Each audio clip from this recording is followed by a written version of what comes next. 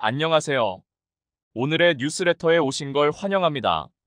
UAE가 프랑스의 라팔 80대 주문을 취소했다. 퍼넨셜 익스프레스.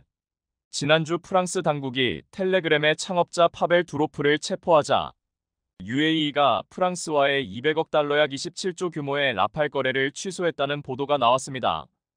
여러 언론 보도에 따르면 두로프의 구금으로 인해 아랍에미레이트와 프랑스 간의 군사기술 협력이 완전히 중단될 수 있다고 했습니다. 또한 UAE가 두로프에 대한 영사 접근을 요청했다고 주장하기도 했습니다. 프랑스에서는 굉장히 충격적인 소식이었고 유럽과 중동 방산업계를 술렁이게 했습니다. 프랑스 언론은 이러한 보도와 주장을 가짜뉴스라며 일부 프랑스 기자는 친러시아 블로거들이 허위 정보 캠페인의 일환으로 영상을 게시하고 공유했다고 말했습니다. 하지만 많은 네티즌들은 이 보도가 일견 사실이라고 믿고 있다고 했습니다. 킴다트캄이라는 한 사용자는 X에 프랑스 정부는 파벨 두로프 체포로 170억 달러를 잃었습니다. UAE는 라팔 전투기 80대를 구매하는 거래를 동결했고 파벨 두로프의 체포는 터무니없는 일이라고 말합니다. 파벨은 UAE 시민이며 함단 알막툼 부총리의 절친한 친구입니다. 라고 적기도 했습니다. 프랑스의 부인에도 많은 네티즌들은 사실로 믿고 있다는 것이었습니다.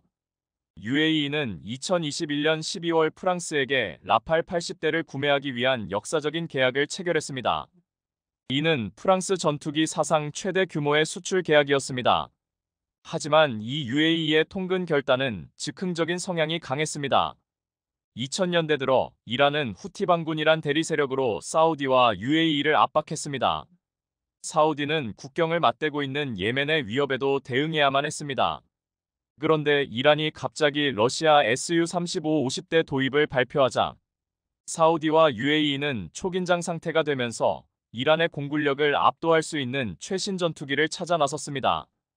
UAE는 최신 전투기를 사기 위해 중동 국가들에게 욕을 먹으면서 이스라엘과 외교 관계를 맺고 미국 트럼프 정부에게 F-35A 50대 판매 약속을 받아냈습니다. 하지만 바이든 정부에 와서 중국과의 관계를 완전히 중단하라는 여러 가지 까다로운 추가 요건을 받으면서 UAE는 분노했습니다. 결국 F-35를 포기하고 중국제 고등훈련기를 구입했습니다. 그리고 홧김에 프랑스에게서 라팔 80대를 바로 계약해버렸습니다. 모든 게 순식간에 벌어진 일이었습니다. 하지만 UAE가 사려고 하던 건 분명 5세대 스텔스 전투기였습니다. 이란이 곧 도입한다는 Su-35를 압도하려면 5세대 전투기가 필요하기 때문입니다. 사실 UAE의 라팔 구매는 중동에서 연쇄 반응을 일으켰고 여러 국가들은 전투기를 인수하기 위해 일직선으로 움직였습니다. 이 중 가장 중요한 것은 사우디아라비아로 라팔 인수를 고려하고 있다고 전해지고 있습니다. 프랑스 언론은 세계에서 두 번째로 큰 석유 생산국이 라팔 100대를 구매하려 한다고 주장하고 있는 상황입니다. 하지만 최근 라팔을 계약했거나 구입하려는 국가들에게 충격적인 사건이 벌어졌습니다. 지난 8월 14일 프랑스 북동부 메르트 에모젤 지역에서 라팔 전투기 2대가 공중에서 충돌해 폭파되었습니다. 그런데 이건 처음이 아니었습니다. 지난 2009년 지중해에서 훈련을 마치고 항공모함 샤를 드골로 돌아오다가 라팔 2대가 충돌해 동반 추락한 바 있습니다. 게다가 프랑스 공군은 2021년 라팔 전투기가 적어도 비행 훈련 중 전원 케이블과 충돌해 심각한 피해를 입기도 했습니다. 이에 최근 라팔에 대한 신뢰도는 급격히 떨어졌습니다. 이런 상황에서 UAE의 라팔 계약 80대 취소는 루머라는 주장에도 많은 이들은 설득력이 있는 말로 여기고 있는 것입니다. 또한 UAE는 지금 한국과 KF-21 공동개발 협상을 벌이고 있습니다. UAE와 사우디는 처음부터 오래된 4세대 전투기 라팔에 관심이 있는 게 아니라 5세대, 더 나아가 6세대 전투기를 사려고 했다고 했습니다. 라팔이 지금 많이 팔리고 있지만 치명적인 약점은 40년 전인 1980년대에 개발이 시작되었고 너무 늦게 완성되어 라팔은 굉장히 낡은 개념의 전투기라고 했습니다. 그리고 또 다른 단점은 비싼 가격인데 라팔은 카타르에 대당 무려 3,800억 원에 팔렸는데 F-35에 비해서도 턱없이 높은 가격이며 F-35에 비해 한 세대 뒤처진 전투기라는 점을 생각해보면 어이없는 가격입니다. 지금 시점에서 이런 오래된 전투기를 사는데 큰 돈을 쓰고 싶지 않을 것이란 것입니다. 이 때문에 만약에 이번에 UAE가 라팔 80대 도입을 취소했다는 게 루머라고 해도 프랑스가 주장하는 UAE가 추가로 구매한다거나 사우디가 100대를 살 거라는 주장은 절대 이뤄질 리가 없을 것이라고 했습니다. 몇 해 전까지만 해도 한국이 이렇게 빨리 KF-21 개발을 완성하고 양산에 들어갈지 몰랐고 5세대, 6세대로 진화시키는 계획까지 빠르게 진전시킬지 몰랐을 것이라고 했습니다. 하지만 이제 UAE와 사우디는 가장 믿을 만한 방산 파트너 한국에게 앞으로 차세대 전투기를 공동 개발해서 도입하려는 욕심을 내고 있습니다. 40년 전에 개발해 9세대 개념을 기반으로 만든 라팔과 이제 막 개발해 4, 5세대로 시작하지만 벌써부터 6세대로 진화할 계획을 세우는 KF-21이 비교했을 때 월등해 보였을 것입니다. 사우디는 스텔스기를 도입하려고 러시아 수-75 체크메이트에 관심을 가졌지만 전쟁으로 물 건너가고 유럽이 진행하는 6세대 프로그램에 참여 의사를 밝혔습니다. 하지만 프랑스와 독일의 공동개발 사업 FCAS는 그동안 사우디에 대한 무기 수출 금지를 여러 번 한 독일이 있어 포기하고 영국, 일본, 이탈리아가 공동으로 진행하는 GCAP는 일본의 반대로 참가가 무산되고 있습니다. 이에 사우디와 UAE는 한국의 5세대 스텔스기 KF-21 블록 3와 함께 무인 전투기 체계를 연동한 6세대급 전투기 공동 개발을 제안하고 있다고 했습니다. 우리 정부는 사우디와 UAE의 획기적인 6세대 전투기 개념 계획을 제시했다고 했습니다. KF-21을 바탕으로 개발 기간을 대폭 줄일 수 있다는 점을 강조했다는 것인데 블록블라크 3단계 성능 개량을 통해 5세대 스텔스 전투기를 개발하고 6세대인 유무인 복합체계 MUM-TMOMEI를 만들겠다는 것이었습니다. 여기에 대한항공의 가오리 X1을 이용해 무인 편대기와 스텔스 무인 정찰기도 포함시킬 것이라고 했습니다. 또한 사우디와 UAE는 한국과 6세대 전투기 공동 개발에 거액의 돈을 쓸 이유가 또 있다고 했습니다. 사우디아라비아는 이란과 오랜 기간 중동 패권을 놓고 경쟁 중인데 우주를 미래 대결의 장으로 보고 지역의 우주기를 선점하기 위해 사활을 걸고 있습니다. 이에 한국항공우주산업 KA 사우디의 자체 연구 개발한 위성들을 역제안했습니다. KAI가 사우디에 내놓은 위성은 500K급 차세대 중형 위성으로 차세대 중형 위성은 KAI가 한국항공우주연구원과 영년 전 2015년부터 연구 개발해 1호기부터 5호기까지 양산 중인 기체입니다. KAI 고위 관계자는 KAI는 사우디의 지금의 차세대 중형 위성에 대한 기술 이전과 현지 생산함, 성능 개량형 공동 연구 개발안을 제안했다고 했습니다. 양측은 최근까지 가격과 대수 등 계약 규모와 방식 등을 협의 중인 것으로 확인됐습니다. 향후 계약이 체결되면 KAI는 항공에 이어 해외 우주 시장 첫 진출이라는 새 역사를 쓰게 됩니다. 사우디는 KF-21 6세대 전투기 공동 연구 개발을 시도하면서 사우디와 전투기의 시스템을 연결하는 차세대 네트워크 6세대 이동통신 기술 육지 적용된 군용 위성 연구 개발을 한국과 함께 계획하고 있습니다. 먼저 사우디는 현재 우리 국군의 425 정찰위성 확보를 검토 중인 것으로 파악되고 있는데 KAI는 사우디에게 앞으로 위성 약 200기 판매한다는 목표입니다. 위성 1기당 단가는 수백억 원으로 추산되는데 단순 계산 시 금액은 수조 원에 달합니다. KAI는 단순히 전투기만 파는 것이 아니라 차세대 위성까지 함께 팔고 있는데 이번에 FA-50을 사간 페루에게도 중형 위성을 협상하고 있다고 했습니다. 한국은 KF-21을 사우디, UAE 등 중동 국가들과 공동 개발을 통해 가장 빠르게 6세대로 진화시키고 여기에 차세대 네트워크 6세대 통신 기술이 적용된 군용 위성까지 개발해 판매하려는 놀라운 계획을 진행하고 있습니다. KF-21의 숫자 21은 21세기 첨단 항공우주군으로 도약을 위한 중추전력 그리고 21세기 한반도를 수호할 국산 전투기라는 의미가 담겨 있습니다. 또한 보람에는 한 살이 채 안 된 새끼를 포획해 키운 사나운 매라는 뜻으로 우리 공군의 상징입니다. 군 당국은 공모를 통해 이 같은 이름을 결정했습니다. 그동안 공군은 최신 전투기들을 해외에 도입하여 사용해왔지만 이 전투기들은 우리 전자환경 3면이 바다이고 산악이 많으며 적과 대치거리가 짧은 특성을 제대로 반영하지 못했습니다. 하지만 KF-21은 개념 및 설계부터 우리나라 특유의 전장 환경을 고려하여 만들었습니다. KF-21의 수출 시장에서 경쟁력을 얻기 위해서는 군 전력화 과정이 중요합니다. KF-21의 경쟁 기종인 F-16은 멀티롤, 라팔은 옴니롤, 유로파이터는 스윙롤이라는 임무 유연성과 효율성을 나타내는 표어가 있습니다. 반면 KF-21은 양산에 들어갔지만 해외 시장에 소개할 표어가 아직 없죠. KF-21의 How to Fight, 즉 전투기가 어떻게 싸우는지 소개할 표어는 무엇이 좋을까요? 다음 소식입니다. 나토는 당장 오늘 밤에라도 싸움에 나설 준비를 하는 상황이며 방어력 증강을 위해 산업 능력이나 국방비 지출에 관한 논의를 지속하고 있습니다. 그런데 뜻밖에도 그중 우크라이나 자국의 존속을 위해서는 양자택일을 해야 하는 상황에 처해 있다고. 그리고 그 두 가지 선택지 중에 하나가 다름 아닌 한국이라고 하는데요. 우크라이나에 무슨 일이 생겼길래 갑자기 한국의 손을 잡지 않으면 살아남을 수 없게 된다는 이야기일까요? 자세한 소식을 함께 알아보겠습니다. 3년째 전쟁은 끝나지 않고 있습니다. 누구도 이렇게까지 긴 싸움이 될 리라고는 예상하지 못했는데요. 하지만 슬슬 좋은 방향으로든 나쁜 방향으로든 끝을 맞이하게 될 것으로 예측하고 있습니다. 러시아와 우크라이나 양쪽 모두 동원할 수 있는 경제력의 한계에 봉착했기 때문입니다. 둘 중에서는 특히 우크라이나 쪽이 더 허덕이는 상황인데요. 아무래도 근본적인 국력의 차이가 있기 때문입니다. 결국 전쟁 수행 능력을 유지할 수 있는지 없는지는 일정 시점이 지나고 나면 전쟁 경제에 달려있죠.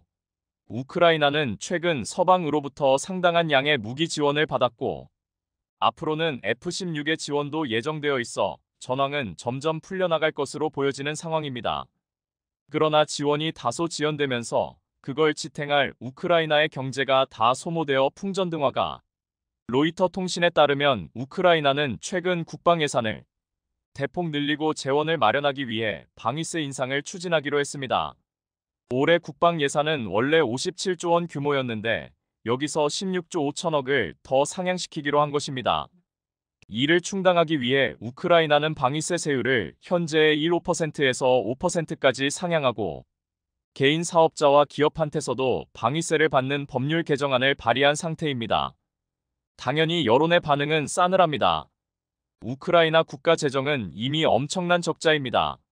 올해 지출 112조 원의 절반가량이 국방비였는데 수입 역시 딱 그만큼밖에 나오지 않아서 사실상 국방을 제외한 모든 국가 사업을 해외 원조로 채우고 있는 상황입니다. GDP 대비 국가부채 비율은 전쟁 이전 49%에서 작년 기준 82%로 어마어마하게 폭증한 바 있습니다. 이 상태라면 우크라이나가 무너지는 것은 러시아의 공격 때문이 아니라 경제 때문이 될지도 모르는. 러시아 역시 허덕이는 상황이라고는 하지만 이들은 경제보다는 인적 자원 측면에서 문제를 겪고 있는. 우크라이나는 당장의 생활상이 유지가 안 될 수준이 되었습니다. 이에 처음에는 항전 의지가 높았던 우크라이나 내부에서도 슬슬 전쟁을 끝내야 한다는 목소리가 커지기 시작했습니다. 최근 한 외신은 우크라이나 국민의 45%가 러시아와의 공식적인 평화회담을 지지한다는 조사 결과를 보도했습니다. 작년 6월 같은 내용의 조사에서는 불과 21%만이 러시아와의 대화에 찬성했지만 이제는 45%로 찬성 여론이 크게 올랐고 반대는 35% 중립은 20%였습니다. 물론 여전히 반대 여론이 적지 않은 상황이지만 비율의 변화에서 우크라이나 내부에서 전쟁에 대한 피로감이 커지고 있다는 점을 간과할 수는 없겠습니다. 우크라이나는 이제 슬슬 전쟁 이후의 대비를 생각하지 않을 수 없게 되었습니다. 황폐화된 인프라를 재건하고 장기화된 전쟁으로 소모된 물자를 보충하며 이러한 일이 재발되지 않도록 군비를 강화하는 과정 등이 우크라이나한테는 필요합니다. 그런데 이 과정에서 우크라이나는 한 가지 의아한 선택을 하려고 하고 있습니다. 바로 튀르키예 방산과 손을 잡으려는 것입니다. 특히 공식적으로 튀르키예 5세대 전투기 프로그램인 칸에 합류하겠다는 뜻을 밝혔는데요. 구소련의 유산으로 상당한 항공 기술력을 보유하고 있는 우크라이나가 여기에 노선을 갈아타야 된다면 칸이 경쟁 상대로 꼽고 있는 한국 입장에서는 아무래도 껄끄러운 일이 아닐 수 없습니다. 얼마 전 CNN 역시 우크라이나가 칸에 대한 조달 의사를 보였을 뿐만 아니라 개발 프로그램의 파트너로 합류할 생각까지 하고 있다고 보도했습니다. 바실 보드나르 튀르키예 주재 우크라이나 대사는 지난 외신 인터뷰에서 칸 전투기 도입 의향을 질문받자 우리는 구매할 뿐만 아니라 이를 사용할 것이라고 답했습니다. 그러면서 우크라이나는 튀르키예 전투기에 들어갈 엔진을 개발하고 있다며 전쟁 발발 전부터 엔진 입찰에 참여하고 있다고 언급했습니다. 이어 F-35와 F-22 랩터와 경쟁할 잠재력이 충분하다고 생각한다고 말했습니다. 우크라이나 군사 전문 매체 밀리터리24 역시 보드나르 대사 언급과 관련해 재정난을 겪는 튀르키예가 칸 전투기 개발 프로그램의 해외 파트너를 찾고 있으며 양국 간 협력을 고려하면 우크라이나 TFX 칸 프로젝트에 참여할 가능성이 높다고 전망했습니다.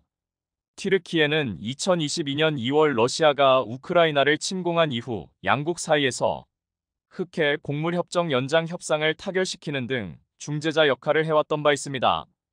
이 2년에서 이어져 우크라이나가 칸의 엔진 기술을 제공함으로써 보답을 하려 한다는 것입니다. 하지만 칸의 최대 약점으로 꼽히는 것은 역시 엔진 부분이었죠.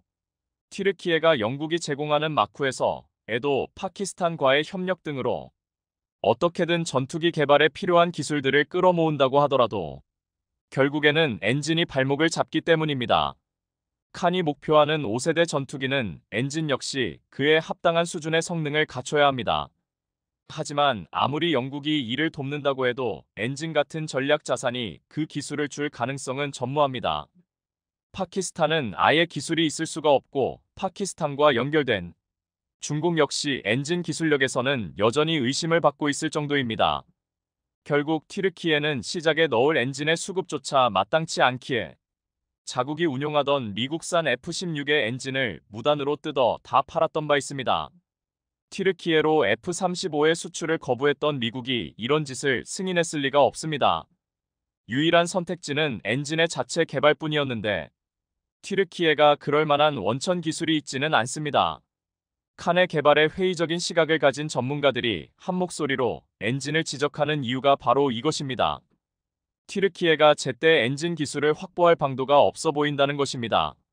그런데 그 시점에서 나타난 우크라이나는 큰 변수였습니다. 우크라이나는 소련이 해체하면서 엔진 기술력의 상당 부분을 흡수했습니다.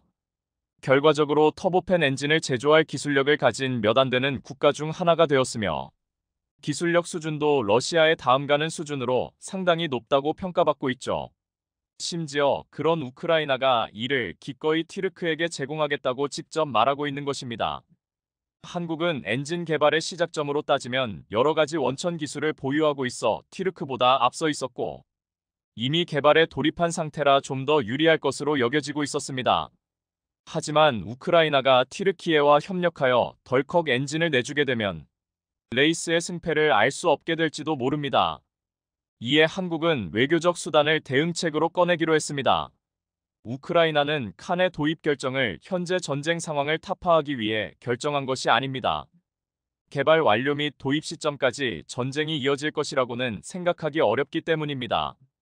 어디까지나 미래에 대비하기 위한 방법 중 하나로 여겨지는데 여기서 한국은 우크라이나의 현재를 좌지우지할 수 있는 힘을 갖고 있어 이를 협상패로 쓸 수 있습니다. 우크라이나는 전선을 유지하기 위해서 지금 당장 무기가 필요합니다. 푸틴이 북한과 손을 잡고 한국의 뒤통수를 친 이후로 한국은 우크라이나에 직접 무기 지원을 검토하기 시작한 것인데요. 우크라이나는 그동안 지속적으로 한국에 무기를 요청했지만 한국은 인도적 지원 원칙을 고수하기 위해서 그동안 이를 고사해왔습니다. 간접적인 포탄 지원은 제공했던 바 있었는데 사실 우크라이나는 이것만으로도 엄청나게 큰 도움을 받았습니다. 단번에 포병 전력의 균형이 뒤바뀔 정도가 된 수준이었는데요. 그런데 이번에 아예 직접적인 무기 지원의 가능성이 열리니 우크라이나 입장에서도 안달이 나기. 지난 전 세계적으로 방산 무기를 구매하려는 나라들이 미국산, 유럽산, 러시아산 무장 등을 골라서 구매했듯이 이제는 트렌드가 바뀌었습니다. 앞으로는 한국 무기 또는 튀르키예 무기를 국적별로 골라서 사게 될 것이라는 의미인데요. 한국은 지금 우크라이나에게 튀르키예의 라인을 탈 것인지 한국 라인을 탈 것인지 정하라는 무언의 압박을 보이고 있습니다. 사실 이미 시장에서의 대세는 한국 쪽에 기울어 있는 상황입니다. 한국이 일단 앞서 나가고 있는 것도 사실이죠. KF21은 일단 칸보다 먼저 각종 실험에 성공하고 양산에 돌입했으며 향후 개발 계획을 실행으로 옮기는 것 역시 큰 무리가 없을 것으로 여겨지고 있습니다. KF21을 불신하는 것은 한국인이라는 우스갯소리도 있으니까요. 이미 해외에선 KF21이 머지않아 돌풍의 주인공이 될 것이라고 여겨 각종 보도를 내보내고 있습니다. 최근 프랑스의 군사 매체 메탈 디펜스는 KF21이 어떻게 향후 유럽 항공 산업 전체에 위협을 미치게 될 것인지 분석하는 보도를 내보냈습니다. 이들은 한국의 이미 K 흑표나 K9 등 다양한 무기들을 앞세워 서방 무기들과의 경쟁에서 꾸준한 우위를 보이고 있는 상황에서 KF21 역시 그 뒤를 따라 프랑스의 라팔 등 전투기를 차례차례 밀어낼 것이라고 말하고 있는데요. 균형 잡혀 있으면서도 최신 성능으로 무장하고 있어 삽시간에 국제방산 시장의 지분을 확보할 것이라는 불안감을 드러냈습니다. 이들은 또한 경이로운 개발 속도에 주목했습니다. 고작 9년 만에 시제기를 만들어내서 시험 비행 1년 만에 운용 적합 판정, 2년 만에 복잡성을 포함한 시제기 6대 확보 3년 만에 양산에 돌입하는 등 말도 안 되는 속도로 개발을 척척 진행해 나가는 모습에 경악하고 있었죠. 이에 반해 튀르키예 칸은 에르도안 대통령의 정치적 명분을 위해 개발되었기 명확한 개발 프로세스가 존재하지 않습니다. 현재 세계 군사 전문가들이 칸 전투기의 설계 구조상 보이는 서점들이 칸을 불신하게 만드는 이유입니다. 그렇기에 우주항공의 사내 저널 기사에 따르면 첫 번째 시작인 피제로는 오로지 경납고를 투과 세계 챔피언 항공기의 엔진 시동 테스트를 위해 9개월 만에 급하게 제작된 기체라고 설명했습니다. 실제로 튀르키예 정부에서 요구한 세 가지만을 충족시키기 위한 기체라는 것인데요. 튀르키예 전투기 프로그램 담당 부사장 우그르 쟁기는 시제기의 비행하중을 위한 구조적 테스트를 지상에서 진행도 하기 전에 시험 비행부터 나섰는데요. 이 재료에 부착된 캐노피 역시 심각한 오류가 발생해 새로운 캐노피를 장착할 것이며 랜딩 기어 역시 내구성을 더욱 높여야 한다고 전했습니다. 튀르키예 사내 기사에서 보듯 모든 일련의 과정들을 건너 뛴 칸 전투기인데요. 이는 KF-21 전투기처럼 초음속 비행을 위한 기체의 내구도 테스트 등은 전혀 이루어지지 않았고 정확하게 언제 개발 완료가 될지 모를 것입니다. 실제로 칸은 영국의 도움과 미국제 엔진을 탑재해 만들어지고 있음에도 그 설계가 근본이 없다는 평을 받고 있는데요. 최근 공개된 칸의 사진들을 자세히 뜯어보면 레이더 돔이 유독 독특한 모양을 하고 있는 걸 확인할 수 있습니다. 미국의 F-22나 F-35 그리고 KF-21과 직접 비교해보면 확실히 차이 나는 것을 알 수 있는데 기체 후방 엔진 사이의 테일콘 역시 서구권 전투기와 명백히 다른 형태를 가지고 있는데요.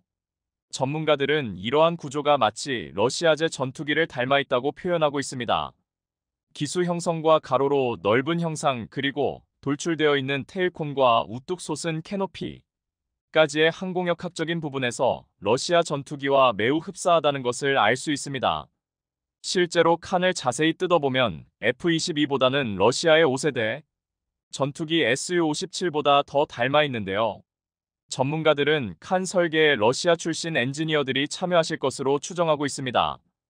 튀르키예는 러시아에서 S-400 방공 체계까지 도입하며 군사 협력을 이어왔기에 이번 전투기 사업에는 러시아의 도움이 있었다고 하더라도 이상한 일은 그렇기에 러시아의 S-400 도입을 강행하면서 미국의 적성국 대응 제재법인 카차에 이름을 올려있기 때문인데요.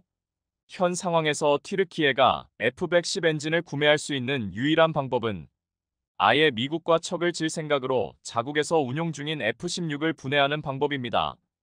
이후 카피 엔진을 만든다는 것인데 물론 이조차도 현실성이 없어 보입니다. 전문가들은 칸 전투기의 엔진 출력이 지금보다 1.5배 이상 상향되지 않는다면 제대로 된 기동이 불가능할 것으로 예측하고 있습니다. 중국의 스텔스 전투기 J-20 역시 무지성으로 최근 많이 늘렸다가 엔진 출력이 받쳐주지 못해 곤욕을 치른 바 있습니다. 자화자찬했던 제-20 전투기를 목격한 세계 군사 전문가들에게 놀림거리가 되었었던 중국의 수순을 똑같이 밟고 있는 튀르키예라는 것이죠. 이러한 과정으로 미루어 보아 해외에서는 KF-21의 5세대 전투기로까지 발전하리라는 것을 믿어 의심치 않고 있습니다. 최근에는 말레이시아가 전투기 도입 사업의 조건을 개정하면서 러시아의 Su-57과 한국의 KF-21만을 후보로 남기기도 했죠. 기준은 최소 5세대 전투기의 것이었는데 여기서도 이미 해외에서 KF-21의 미래의 5세대 전투기로 파악하고 있다는 것을 알 수 있습니다. 과연 우크라이나는 한국의 이지 선다에 어떻게 답변하게 될까요? 다음은 KF-21 엔진 소식입니다. 한화에어로스페이스가 자신 없어 하는 분야가 하나 있는데요. 바로 시험 평가입니다.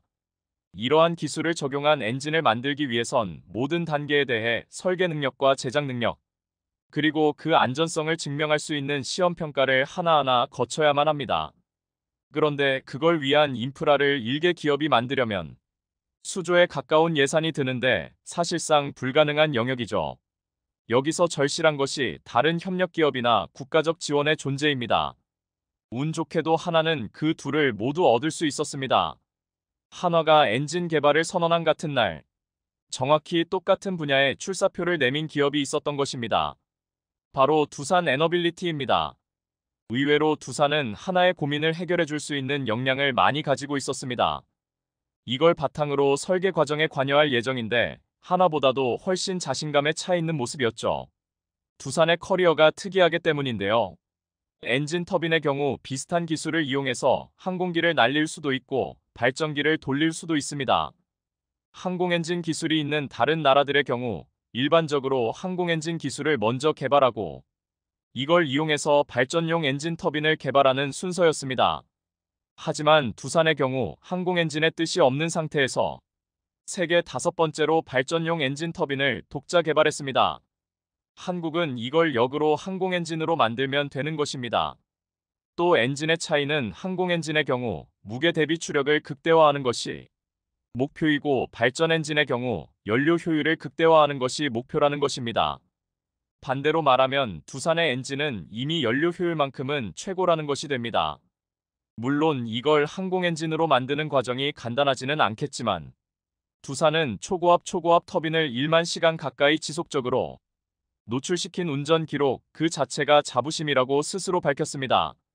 한화가 고심하고 있는 초내열성 소재 역시 두산은 1700도까지 극복한 소재를 보유하고 있습니다. 두산은 발전 엔진 터빈을 쏟은 지난 10년간 어마어마하게 많은 소재 데이터를 쌓았고 이 데이터를 분석해서 새로운 합금강을 제조하는데 이를 적극 활용하고 있습니다. 이들 역시 하나 마찬가지로 신기술을 곧바로 제약 없이 받아들이고 있는 것입니다. 남은 것은 이를 항공용으로 바꾸는 것뿐입니다. 두산은 원래 이러한 기술을 발전소에 적용하고 있었고 방산 분야에서는 추후 함정용으로 응용할 예정이었습니다. 최근 중국의 신형 항모가 바다 한복판에서 청란 화염과 함께 검은 연기를 내뿜어 중국이 발칵 뒤집어졌습니다. 이 새까만 연기는 위성 사진에서도 볼 수 있을 정도로 엄청난 규모로 퍼져나가며 중국을 아연실색하게 만들었는데요. 그것도 그럴 것이 그간 해군력에 올인했던 중국의 노력이 한순간에 물거품됐기 때문으로 이번 일로 중국 항모의 민낯이 제대로 까발려졌다고 하는데 자세히 알아보겠습니다. 지난달 중국의 세 번째 항공모함인 푸젠함이 상하이 조선소 부두를 출발해 첫 번째 시험 항해를 시도했습니다. 글로벌타임스에 따르면 재작년 6월 진수 이후 계류 상태 테스트를 진행한 푸젠함은 이달 11일 20일 동안의 2차 시험 항해를 마치고 상하이 장난조선소로 복귀했습니다. 글로벌타임스는 푸젠함의 2차 시험 항해가 공식 발표되지는 않았으나 중국 상하이의 사국이 발표한 항해 제한 공지를 고려할 때 지난달 23일 시작돼 이달 11일까지 이어졌을 것이라고 전했는데요. 푸젠함의 첫 시험 항해는 지난달 있었는데 이에 대해 글로벌타임스는 1차와 2차 시험 항해 사이에 2주라는 시차만 존재한다는 점에서 첫 시험 항해가 매우 성공적이었고 항모가 복잡한 조정이 필요하지 않다는 점을 보여준다고 강조했습니다. 장난조선소에서 멀지 않은 동중국해 해역을 선택한 1차 시험 항해와 달리 이번 2차 시험항에는 황해로 한층 북상했는데 홍콩 성도일보는 위성사진 분석 결과 2차 시험에서 급선회와 후진 등 항모 추진 시스템에 관한 점검이 이뤄졌다고 전했습니다.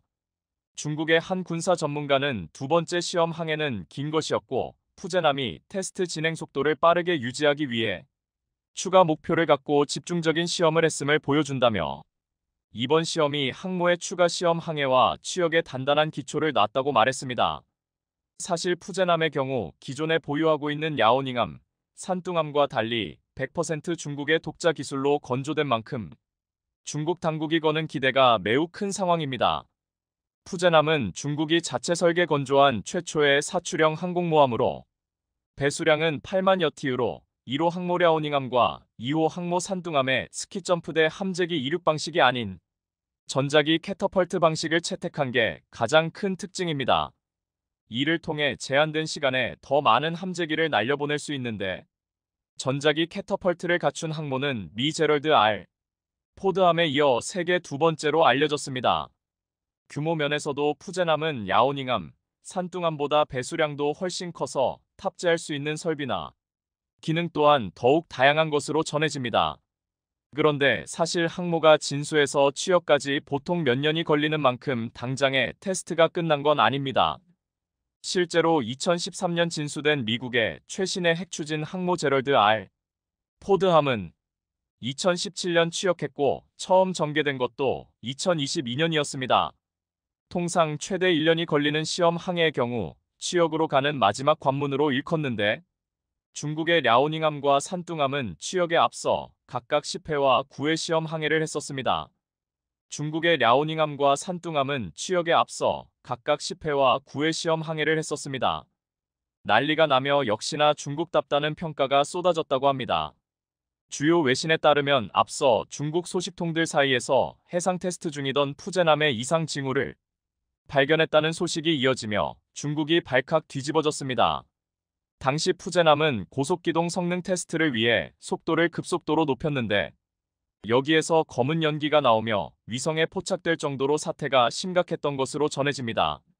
사실 중국에서는 푸제남을 새로 설계한 항모라고 강조하며 푸제남의 동력이 15% 증가했다고 밝혔지만 따지고 보면 동력 계통은 산둥함의 보일러, 증기 터빈을 살짝 개량해 만든 장비를 탑재하고 있는 수준입니다.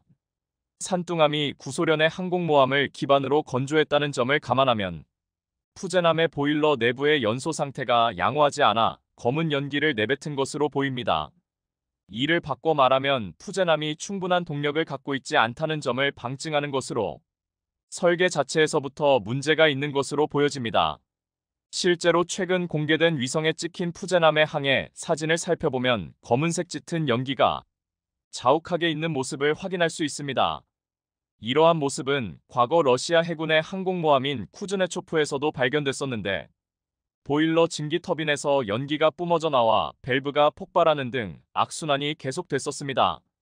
이런 이유로 현재 이 항모는 수년 동안 도크에 정박해 언제 끝날지 모르는 수리를 받고 있는 중입니다. 그런데 사실 쿠즈네초프 항모의 경우 1980년대에 만들어진 오래된 유물이라 성능 결함을 어느 정도 이해할 수도 있지만 푸제남의 경우 최근에 만들어진 항모라 어떤 이유를 갖다 붙여도 납득이 가지 않을 상황입니다. 그것도 그럴 것이 항모에서 검은 연기가 뿜어져 나온다는 건 엄청난 결함으로 군사 전문가들 사이에서는 이를 아주 심각하게 판단하고 있습니다. 다름 아닌 검은 연기가 뿜어져 나오는 건 연소가 제대로 되지 않고 있다는 이야기이기 때문입니다. 이는 항모의 가동률을 확 떨어뜨리는 요인으로 작용하는데 얼마나 낡은 보일러와 증기 터빈을 푸제남에 탑재했기에 이런 일이 일어난 건지 이해가 되지 않는 대목입니다. 중국의 경우 산둥함과 라오닝함에 적용한 보일러, 증기 터빈이 큰 문제 없이 쓸만하다고 판단하고 이를 푸제남에도 약간의 개량을 통해 적용한 것으로 보입니다. 그런데 사실 보일러의 경우 연료를 잡아먹는 귀신으로 불릴 만큼 소모량이 매우 많습니다. 여기에 더해 보일러의 연료가 다른 함재기들이 사용하는 항공유와는 종류가 전혀 달라 따로 연료 탱크를 둬야 하는 번거로움과 공간을 많이 차지한다는 치명적인 단점이 있습니다. 이런 이유로 중국은 항모 전단을 보낼 때 연료 보급을 위한 함선을 같이 꾸리고 있는 상황으로, 다시 말해 푸젠함은 규모와 달리 지속작전 일수가 엄청나게 떨어지는 효율성이 낮은 상황인 겁니다. 더구나 전기 생산량도 충분하지 않기에 항모를 오래 바다에 띄울 수도 없는 최악의 악조건을 갖추고 있는 셈입니다. 이런 상황인데도 불구하고 중국이 항모 건조에 집착하고 있는 건 그 어느 때보다 해군력 강화에 집중하고 있기 때문입니다. 실제로 중국은 지난 수년간 해군 역량을 대규모로 확대하면서 태평양에서의 영향력을 키우며 미국이 주도하는 동맹 체계에 도전하고 있는데요. 앞서 로이터 통신은 푸젠함의 해상 테스트가 중국 인근 해역의 긴장 국면이 고조되고 있는 시기에 이루어졌다고 보도했었습니다. 그리고 중국 내에서는 푸젠함이 복역에 들어가면 중국 해군이 총 3척의 항공모함을 보유하게 돼 남중국해를 비롯한 주요 해역에서 시시각각 항모의 존재감을 유지할 수 있게 될 거라고 낙관적인 전망이 쏟아지고 있는 중입니다. 중국의 군사 전문가인 숭샤오지는 중국이 3척의 항공모함을 보유하게 되면 한 척이 유지보수 중이더라도 다른 한 척은 훈련에, 나머지 한 척은 작전에 투입할 수 있게 된다라고 자신했습니다. 특히나 중국 해군이 향후 푸젠함과 같은 수준 또는 더 큰 형태의 항공모함을 건조하는 데에 상당한 도움이 될 것으로 기대했는데요. 얼마 전 중국의 관영 매체인 환추스바오는 익명의 중국 군사 전문가를 인용해 외형 면에서 푸젠함이 현재 세계에서 가장 선진적인 항공모함과 비견할 수 있다고 보도하기도 했습니다. 그런데 사실 이렇게 중국이 항모 개발에 열을 올리고 있는 것과 달리 실상을 보면 한계점이 명확해 역시나 중국의 계획대로 되지 않을 거라는 분석이 나옵니다. 중국은 미국 최신의 포드급 항공모함과 거의 비슷한 성능을 보유하고 있다고 주장하고 있지만 이는 말뿐으로 아직 검증된 게 아무것도 없습니다. 우선 푸젠함에 설치된 전자식 캐터펄트가 실제로 유용한지는 함재기 이착륙을 통해 입증할 수 있지만 캐터펄트가 있는 것만으로는 충분치 않습니다. 전투기와 조기 경보기, 전자전기, 대잠 초계기, 수송기가 갖춰져야 제대로 된 항공모함에 힘을 낼 수 있기 때문입니다. 그런데 이 부분의 성능들이 아직 제대로 확인되지 않았으며 테스트들이 비밀리에 진행되고 있는 탓에 중국의 말만 믿어야 하는 상황입니다. 또한 푸젠함 등 중국 항모에 제-25B 전투기를 탑재하는 일 역시 쉽지 않아 보입니다. 러시아제 수-3037 전투기를 모방한 중국 제-25 전투기는 현재 중국이 보유한 유일한 함재기인데요. 러시아는 이미 구형인 수-33 전투기 사용을 포기했지만 중국 해군은 다른 선택지가 없어 랴오닝함과 산둥함은 모두 제-25 전투기의 이착륙 훈련을 진행했었습니다. 하지만 두 함에는 캐터펄트가 없어 제-25 전투기의 무게 문제 해결법을 찾을 기회가 없었습니다. 실제로 제-25 전투기는 약 17OTU로 미군 전투기에 비해 무거운데 반면에 미군 슈퍼 호넷의 무게는 약 14.6T로 F-35C의 무게는 약 15.7T에 불과합니다. 이렇듯 무거운 제-25 전투기를 야오닝함의 스키점프대에서 이륙시키는 일은 상대적으로 어려운 일입니다. 무리해서라도 이륙 속도를 확보하려면 러시아산 AL-31 엔진을 장착해야 하고 기름과 탄약을 최대로 적재하지 못하고 줄여야 하는데 이렇게 하지 않으면 바다에 추락할 위험이 매우 큽니다.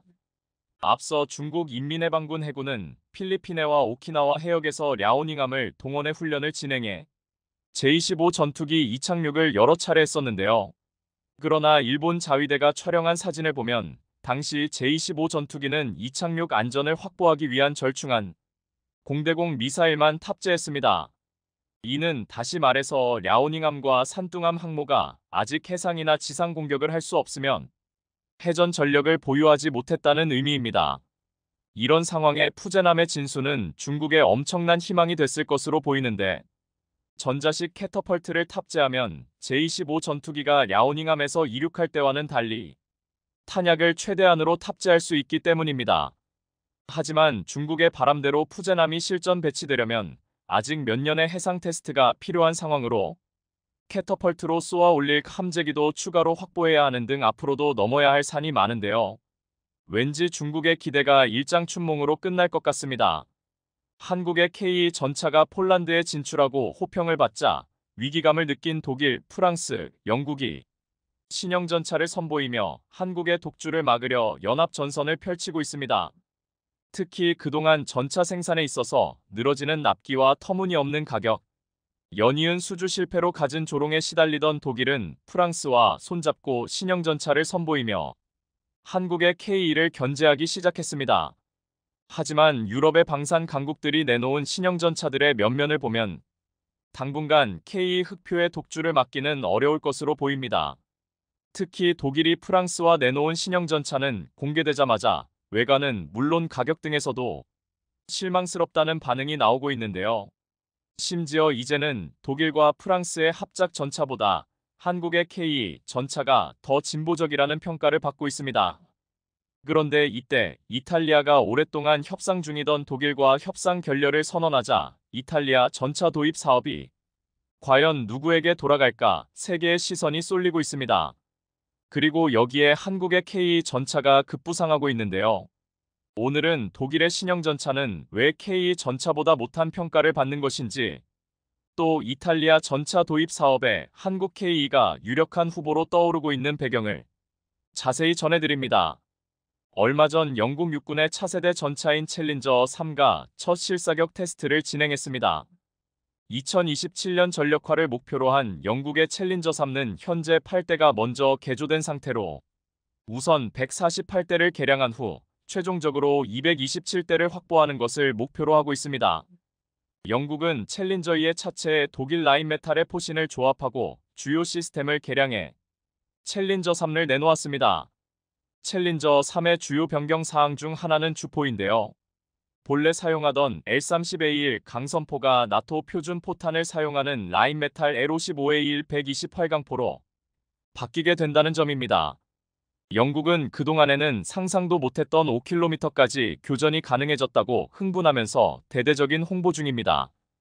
또한 최근 프랑스와 독일의 방산 기업인 KNDS는 140대형 주포로 포탑을 적용할 수 있는 새로운 버전의 레오파드 2 전차를 전격 공개했는데요. KNDS는 독일의 크라우스 마페이 베그만사와 프랑스의 넥스터사가 50대 50 지분으로 참여한 유럽 최대의 지상 장비 방산 업체로 알려져 있습니다. 일단 KNDS가 공개한 세부 정보를 보면 레오파드2 ARC-30은 우크라이나 전쟁에서 위협으로 떠오른 드론과 교전할 수 있는 30RCWS를 갖추고 대전차 유도 미사일 발사기가 내장되어 있으며 전차에 장착된 베트로닉스 전자지도에 의해 적이 어디에 배치되어 있는지를 파악할 수 있는 기능 및 자동 장전기를 탑재하고 있습니다. 무엇보다 레오파드2 ARC-30의 가장 큰 장점은 무인 포탑과 고객의 요구에 맞춘 포탑 탑재 능력입니다. 프랑스와 독일은 이 새로운 포탑은 고객의 요구에 따라 120주포는 물론 수년 전부터 개발 중인 130 및 140 주포도 장착할 수 있다. 필요에 따라 120에서 140까지 쉽게 전환할 수 있는 시스템인 아스칼론포 시스템 테스트에도 성공했으며 일시간 만에 주포 교체가 가능하다고 홍보에 열을 올리고 있습니다. 또 10초에 3발 발사할 수 있고 군인도 기존 4명에서 3명만 있으면 운용할 수 있다는 장점도 부각시키고 있습니다. 하지만 단점도 많았습니다. 레오파드2 ARC-30는 상부 공간이 없어 APS를 측면에 다느라 포탑 옆 통수가 툭 튀어나온 모습이었습니다.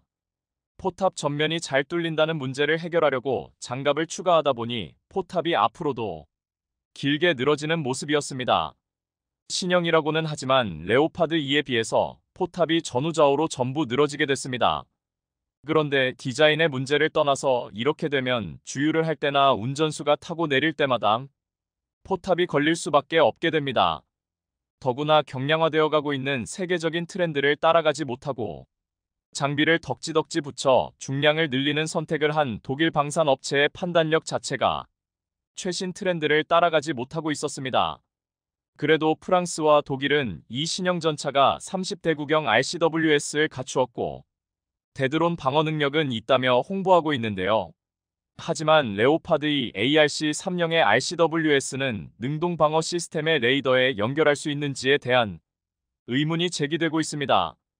또한 너무 급진적인 기술이 적용되어 이게 정말 실제로 양산으로 이루어질 수 있을지 의문이라는 지적도 나오고 있습니다.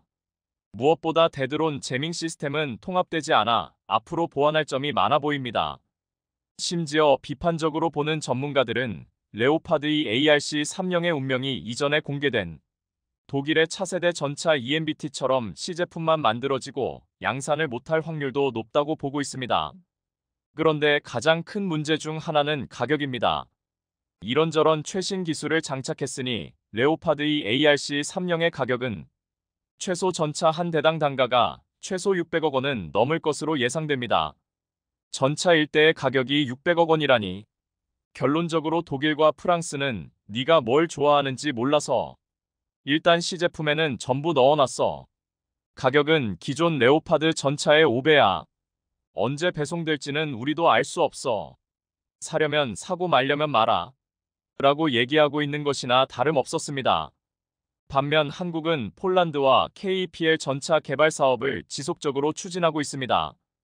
KE는 산과 하천이 많은 한반도 지형에 특화된 모델로 세계 최초로 유기압 현수장치 ISU가 적용됐는데요. 이는 센서가 지형을 스캐닝한 뒤 서스펜션을 전자 제어해주는 장치입니다. 그 덕에 울퉁불퉁한 산악과 하천 지형에서 주행 안정성, 기동간 사격 정밀도가 세계 최정상 수준이라는 평가를 받고 있습니다. 또 전투 중량도 56T에 불과해 에미레이나 레오파르트 EA8보다 운신의 폭이 넓습니다. 화력도 동급 모델을 압도합니다. 55구 경장 120 활강포와 최신형 날개 안정 분리철 갑탄 K279를 사용합니다. 표준 전차 교전 거리인 2000m에서 700에서 800의 장갑판을 관통할 수 있습니다. 이는 미국의 수출용 KWA-3나 독일 DM-63을 능가하는 것으로 러시아 최신형 주력 전차의 전면 장갑을 일격에 뚫을 수 있는 수준입니다. 한국은 폴란드형인 KEPL 전차에는 4채널 대드론 제밍 시스템을 탑재했고 수출용 KEX 전차에는 대드론 제밍총을 장착하여 고객의 요구와 전장의 상황에 따라 더 적합한 제밍 시스템을 활용할 수 있도록 했습니다. 이렇게 독일이 옛날의 독일이 아니라서 그런지 생각보다 신형 전차에 대한 반응이 그저 그런 가운데 최근 독일의 유럽 방면에 커다란 계약 하나가 날아갔다는 비보가 전해졌습니다. 그것도 레오파드 EA8 전차에 관한 계약을 말입니다. 더구나 그 계약이 한국의 KE 전차에 넘어갈 가능성이 높다는 것이 알려지자 전통적인 군사 강국인 독일은 적잖이 당혹스러운 모습입니다. 현지 시각 지난 6월 11일 이탈리아 레오나르도와 프랑스 독일 합작 KNDS가 레오파드 EA8 전차 공동 개발 및 생산을 중심으로 하는 협상의 결렬을 발표했습니다. 프랑스와 독일의 합작사인 KNDS와 이탈리아 레오나르도의 협상은 2023년 12월에 시작되었는데 프랑스와 독일이 진행하고 있는 차세대 전차 개발을 위한 주력 지상전투 시스템 MGCS에 대한 협력도 포함되어 있었습니다. 이것은 이탈리아가 C1, 아리에테 전차 일부를 레오파드 EA8 전차로 대체하려던 계획이 난관에 봉착했음을 의미하는 것이라 전 세계 방산 업체들의 비상한 관심을 끌었습니다. 특히 한국의 KEPL 전차에 기회가 열릴 수 있다는 것을 의미하는 것이라 방산 강국들의 이목을 끌기에 충분했습니다. 현재 한국과 폴란드가 추진하고 있는 KE 전차의 폴란드형 모델인 KEPL 전차는 폴란드, 즉 유럽 내에서 생산하는 전차이기 때문에 프랑스와 독일이 그렇게 주장하는 유럽 내 생산 전차여야 한다는 점을 충족시킬 수 있기 때문입니다. 이탈리아의 레오파드 EA8 전차 도입 움직임은 2023년 3월 이탈리아 육군 참모총장이 레오파드 EA7 전차 최대 250대를 80억 유로에 구매할 것임을 밝히면서 시작되었습니다. 도중에 도입 숫자는 나중에 125대로 축소되었고 도입 차종도 EA8로 변경되었습니다. 125대로 축소된 것은 이탈리아가 필요한 전차가 250대인데 이 가운데 125대는 보유한 아리에테 전차를 개량하여 메우기로 했기 때문입니다. 그런데 문제는 이 협상이 결렬되면 50억 유로 54억 달러 규모의 궤도식 전투 차량 50대 제작 계획에도 영향을 미칠 것이라는 점입니다. 업계 소식통들은 이탈리아가 레오파드 EA8 전차 도입 계획을 취소하고 다른 독일 업체인 라인메탈이 개발한 KF51 판더 전차 도입을 고려할 수도 있다고 전망했는데요. 하지만 이번 협상 결렬의 원인은 이탈리아가 원하는 것이 자신들의 포신과 사격 통제 장치 통신 시스템 등을 적용 가능해야 한다는 것이었는데 프랑스와 독일의 합작사가 이를 거절했기 때문이었습니다. 그런데 지금 세계에서 이런 이탈리아의 요구 조건을 가장 잘 맞춰줄 수 있는 나라가 어디일까요? 한국보다 더 무른 선택지, 한국보다 더 좋은 선택지는 없을 것입니다. 더구나 이탈리아는 협상 결렬을 발표하면서 이렇게 밝혔습니다. 레오나르도는 이탈리아의 요구 상황을 충족하고 최신 솔루션을 제공하며 다른 자격을 갖춘 국제 파트너와 협력해 지상 전투 시스템을 개발할 것입니다. 이탈리아가 같은 유럽 내 국가의 전차인 라인메탈의 링스 등을 구매할 수도 있지만 방산 계약은 끝날 때까지 끝난 것이 아닙니다. 따라서 이탈리아 전차 도입 사업이 KF-51과 K 전차의 2파전이 될 가능성도 제기되고 있는데요. 혼돈의 이탈리아 주력 전차 사업, 과연 어디로 가게 될지 주목됩니다. 폴란드가 한국 전차를 선택한 이유는 세계 어느 나라보다 빠른 한국의 생산 능력, 대한민국의 험준한 산악 지형에서 온갖 테스트를 거친 전차라는 점, 그리고 고객이 원하는 바를 100% 충족시키는 한국 방산 기업들의 능력과 뛰어난 내구성 및 가격 경쟁력 때문이었습니다. 현재 루마니아와의 K 흑표 전체 계약은 거의 다 왔다. 이제 딱 반걸음 정도만 남았다는 게 업계의 시각입니다. 루마니아 외에도 여러 유럽 국가들과 협상 중인데요. 이런 K 전차라면 이탈리아가 원하는 요구 조건을 충족하고도 남을 것입니다. 현재 중국은 동시에 한국의 군함에 대응하고자 자국산 대형 구축함의 수를 급격히 늘리고 있습니다. 이에 따라 동북아 군비 경쟁이 한층 더 뜨거워지고 있는 테요. 대한민국이 중국에 대항할 구상을 하고 있는 중구축함의 스맥에 대해 말들이 많은데 도대체 언제 등장을 하고 어떤 역할을 하게 될지 궁금해하고 있습니다. 워낙 알려진 게 없는 기밀에 가까운 뉴스이다 보니 대다수의 국민들은 이런 계획이 있다는 사실조차 알고 있는 분이 그리 많지 않습니다. 그래서 준비했습니다. 오늘은 한국이 개발 중인 조특급 군함인 한국형 중구축함에 대해 알아보겠습니다. 현재 엄청난 크기를 갖춘 최첨단 구축함을 우리 한국 해군이 보유할 날이 정말 가까이 왔습니다. 대한민국 해군이 계획 중인 방식은 총 3단계로 구성되어 있는데요. 첫 번째는 FXX부터 KDDX까지 두 종류의 군함을 통해 총 8적을 건조하게 되는데 이것뿐만이 아닙니다. 대한민국이 중국의 항모 전단도 맞설 수 있는 만재 배수량 13영톤급 이상의 광개토 배지 3급 구축함을 개발하고 있다는 소식이 알려져 중국 해군이 당황하고 있습니다. 현재 한국이 만들겠다고 나선 군함의 스맥이 너무 강력하기 때문인데요. 그 군함은 바로 한국의 차세대 대형급 구축함 광개토 배치 3입니다. 한국의 중구축함은 아무리 빨라야 2030년대 중반에 건조될 수 있다는 점을 생각하면 향후 개발될 무기 체계까지 생각해 이보다 더 강력한 군함이 될 수도 있다는 것입니다. 한마디로 2030년이면 한국은 꿈의 군함인 한국해군에 완전히 새로운 기함을 만드는 것이 전혀 어렵지 않은 일이 된다는 것인데요. 설계를 마무리 지은 차세대 함정도 이후에 건조될 차세대 구축함은 대한민국의 모든 조선 기술이 집약된 최첨단 완전한 국산 전투함이 될 것입니다. 그런데 사실 한국은 2010년대 중반부터 미국 해군이 운영하는 것과 비슷한 규모의 구축함을 건축할 것을 미리 계획하고 있었고, 이러한 계획을 실행에 옮기기 위해 차세대 구축함은 더욱더 크기를 키운 교리로 최종 채택되었습니다. 배의 크기는 러시아의 키로프급을 제외한 세계 3위 수준의 전투함으로서 세종대왕급 구축함보다 더욱 거대한 크기입니다. 또한 측무공 이순신급 또는 KDX 세종대왕급 배지를 염두에 두고 계획을 진행 중인데요. 그런데 광개토 배지 3급 구축함의 스펙이 놀라움을 넘어 경이롭기까지 합니다. 무려 13영톤 이상의 광대한 전함을 만들겠다고 한국이 선언한 것인데요. 톤수로 환산하면 배수량이 무려 13영톤급 이상에 해당되는데 이는 8영톤급 이상의 군함을 순양함으로 분류하는 세계적인 기준을 초과한 훨씬 큰 규모입니다. 최근 중국이 55형을 10영톤급 순양함을 구축함으로 우기고 있다지만 대한민국의 중구축함에 탑재된 미사일 발사대 크기와 매우 작은 수준에 불과한 게 확인되었는데요. 한국이 개발하는 중구축함은 중국의 뻥스맥과는 다르게 진짜 스맥입니다. 그래서 중국과 일본 언론 관계자들 사이에서는 한국이 중구축함이라 우기고 있는 함정이 전투순양함이 아니냐며 의심의 눈길을 보내고 있는데요. 한국 해군은 엄청난 배수량을 바탕으로 발사관인 VLS를 장착해 탄도미사일 발사용 주력 함정으로 운용될 수 있을 것이라는 게 여러 전문가들의 분석입니다. 또한 한국형 중구축함은 미국 주말트급의 우수한 스텔스 설계와 더욱 발전된 추진체계 같은 장점만 따와서 우리만의 기술력을 바탕으로 개발될 예정입니다. 이 소식을 들은 중국 입장에선 비상 상황에 걸린 상황인데요.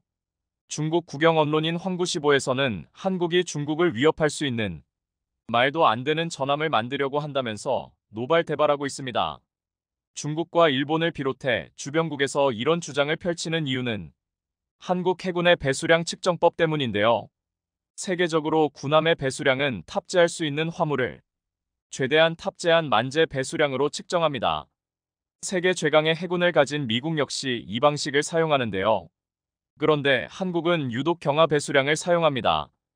경하 배수량은 만재 배수량과 정반대로 배에 실을 수 있는 화물을 모두 비운 상태에서 배수량을 측정하는 방법인데 당연히 둘 사이의 격차는 어마어마한데요. 우리 해군이 7,600톤급 구축함이라고 주장하는 세종대왕급이 만재 배수량이 10톤급이 넘는 이유도 바로 이 경하 배수량을 기준으로 했기 때문입니다. 그리고 바로 이 부분이 중국과 일본이 주목하고 있는 것인데요. 한국이 만들겠다는 10톤급 중구축함은 만약 경하 배수량을 측정한다면 함정의 만재 배수량은 13톤급을 가뿐히 넘을 것이라고 주장하고 있습니다. 그리고 이 정도 크기의 군함은 통상적으로 순양 전함 또는 전투 순양함이라 불립니다. 이렇게 전함의 크기가 커진 이유는 오로지 목적이 탄도미사일 발사와 화력에 집중했기 때문인데요. 그런데 한국이 개발하는 중구축함이 그토록 위력적이라는 미 해군의 중구축함을 뛰어넘을 수 있다는 것입니다. 한마디로 중국으로서는 대한민국의 중구축함 계획만 들어도 경계하지 않을 수 없는 무시무시한 전력이라는 것입니다. 톤이 한국인의 톤성상 이미 어느 정도 결정을 내리고 충분한 연구를 통해 따져본 뒤 선행 연구를 하겠다고 발표했을 것이 확실하기 때문인데요. 실제로 최근 대한민국이 건조 중인 신형 군함들의 건조 일정을 보면 철저한 계획 하에 무섭도록 빠른 속도로 기술을 축적하고 있다는 사실을 알 수 있습니다. 뿐만 아니라 무장 탑재량 역시 아스널십에 버금갈 것으로 예상됩니다. 광개토 배지 3는 한국이 발표한 KDDX의 뒤를 이어 개발될 예정이던 한국형 중구축함으로 그 시작은 과거 선행 연구에 관한 공고가 있었던 차세대 구축함인데요. 선행 연구가 진행됐다는 것은 한마디로 군이 실제 건조와 보유를 염두에 두고 진지하게 사업을 추진 중이라는 뜻입니다. 당시 공개한 구축함의 대략적인 목표는 주말트급에 준하는 13톤급 이상의 구축함을 한국이 직접 건조한다는 것이었습니다. 강력한 스텔스 성능과 레일건 탑재를 염두에 둔 우수한 설계로 세계인들의 큰 관심을 받았던 차세대 군함인데요.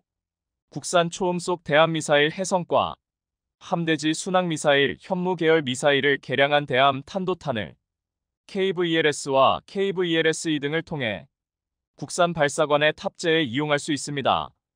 함선의 크기로 미루어 보면 약 200발 이상의 미사일을 무난하게 동시에 사용할 수 있는 테 막강한 공격력과 함께 방어력도 발군일 것이 분명한데요. KDX에서 저탑재된 국산 완전 전기 추진 체계 개량형을 탑재해 현재 개발이 거의 완료된 고출력 에너지 레이저 무기를 마음껏 사용할 수 있을 것이며 함대공 유도탄이 사업으로 획득된 국산 증장거리 유도탄과 LSAM 개량형 탄도탄 요격용 미사일을 탑재해 현존하는 거의 모든 미사일에 격추할 수 있는 능력을 확보할 것입니다. 뿐만 아니라 KDDX에서 완성된 스텔스 설계를 채용해 주말트급과 같은 동급 이상의 압도적인 스텔스 능력을 확보하게 될 예정인데요. 한마디로 한국의 차세대 중구축함은 바다에 떠다니는 투명 전함으로 보시면 됩니다. 그런데 여기서 더욱 대단한 것은 이 모든 것들이 완전 국산 함정에 완전 국산 센서 체계 완전 국산 무장이 결합되어 미국 정도나 독자적으로 구축할 수 있던 협동 교전 능력 실시를 오로지 대한민국만의 힘으로 구현할 수 있게 된다는 것인데요. 그렇기에 중국, 일본이 경악하는 이유이며 대한민국 해군은 전 세계가 깜짝 놀랄 궁극의 전투함을 구상하고 있는 순간입니다.